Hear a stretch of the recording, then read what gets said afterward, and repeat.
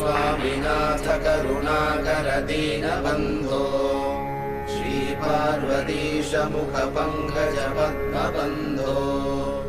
श्रीशादिदेव गणपूजित पादपद्म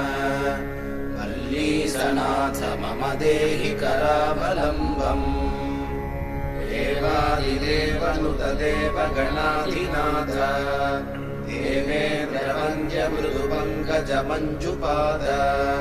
देवर्षि नारद मुनीन्द्र सुगीतकीर्ते वल्लीसनाथ मम देहि करावलम्बम् नित्यान्नदाननिरताखिल रोगहारिन् तस्मात् प्रदान परिपूरित भक्तकाम